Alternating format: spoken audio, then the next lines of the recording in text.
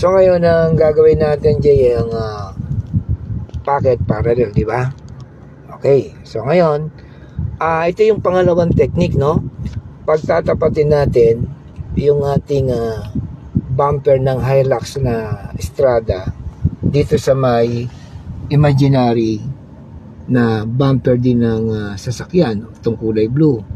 So yung bumper ng ating sasakyan at saka itong bumper na imaginary, yung kulay blue, pagtatapatin mo. So yun ang second technique.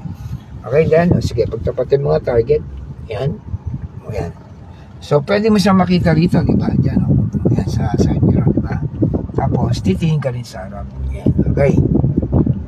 So nagtapat na ba? Ayan, okay, tapat na. So dapat merong clearance ng ating katawan diyan sa body, ha. Ilan ang clearance pagka magre-reverse? 1 arm. Para huwag masabitan yung side mirrors. Okay.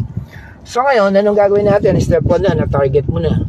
Sasagadin mo na yung manibela sa kanan. Ayan. Hindi, right. Yung right. Yan. Okay. Right. Okay? So yan. Ayan, naka-reverse ka na ba dyan? O, reverse. So ngayon, pag nasagad mo na ang kanan yan, yan ang second step, o, step 2. Okay?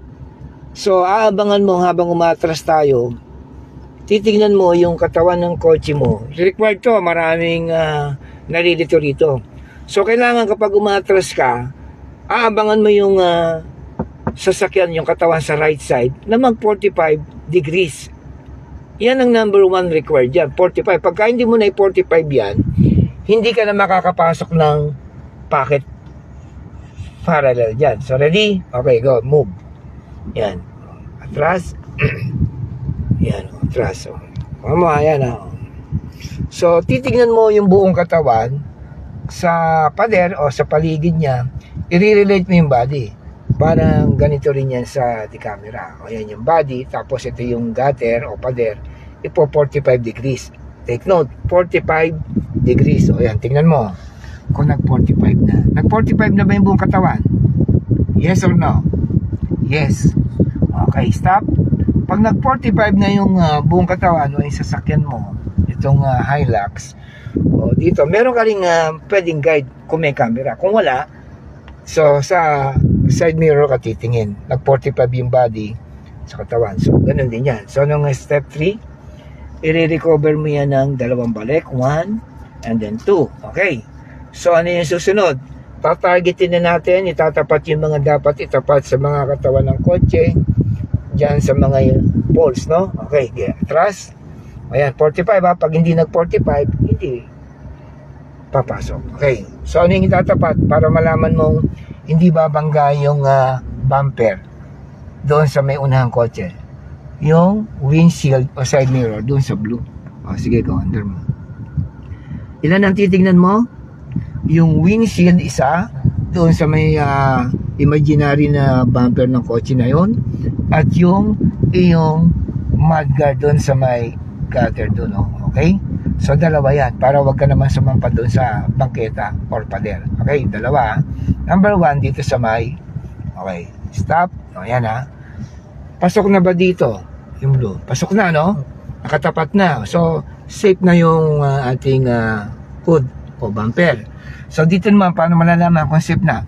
Nag-pointed na yung iyong mudguard doon sa may yellow line o yung may mga gulong, no? So imaginary yan ay pader o gutter. So nung next move, step 5, full turn to the left sa pag-a-align ng sasakyan. So saan ka titingin? Tingin sa itaas sa kaliwa para wag bumangga. Tingin din sa may kanan para wag bumangga. At tingin sa gilid o katawan ng sasakyan na mag-align sa gutter o pader. Okay? O, sige, move. Ayan, no? So, yan ang, ang pocket technique, no? Yan ang pinaka details niyan. Okay, alalay. So, ngayon, tingin sa kaliwa. Kung kaya pang i-diretso itong body, tingin dyan. So, nakita mo. So, di ba dito nakikita mo, mayroong mga, layers.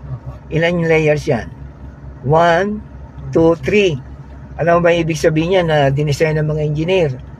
So mula sa camera o mula sa bumper itong kulay pula, pag dinikit mo sa gulong o pader o anumang object nandyan, 2 feet.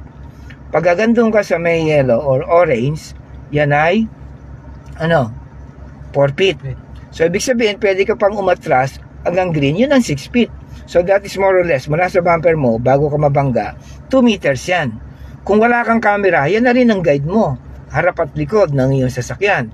So ngayon, nakita mo anong kulay niyan? Kulay pula, yellow, and green. Saan ginaid yan? Saan kinopy ang basihan yan? Sa stoplights. Di ba sa stoplights, red stop, yellow or orange, warning, and then green is go. So ibig sabihin pwedeng adjust, pero maximum mo dyan yung 4. So ngayon, tingnan mo na ngayon kung align na yan. Sige, tingin. Tingin din dyan sa may dito tingin mo kung nag-align na. Di ba sakto pumasok tayo? Okay, so tingin dito. Hanggat kaya pang iatras yan hanggang dumiretso, iatras mo.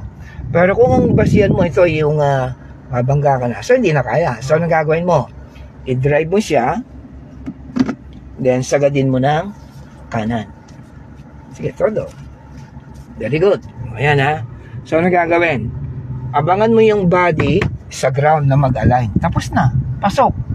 So yan ang pinaka-easiest way ng pagpapark ng pocket parallel. Yung may kotse sa harap at may kotse sa likod. So nakita mo, one click. Yan. Align na. Bawi. 1 and then 2. Okay, then park.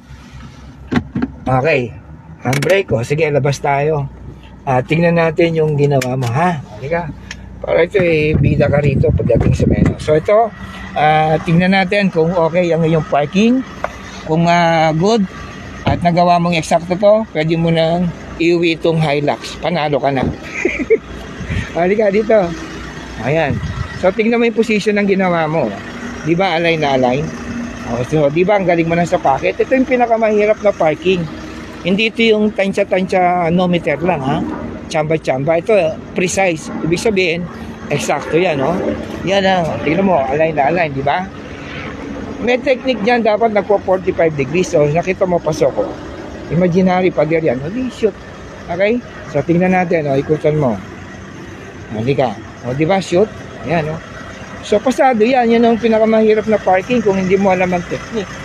So, may mga small details yan. Maraming details yan. Mga 6 moves yan, Okay. So, sige. Sakay ka ulit. Lalabas ka ulit, Titingnan mo lang itong mga nandito. Okay? Yes. Labas ulit. Okay. So, ito na naman, nakita niyo yung technique. Okay? Ayan.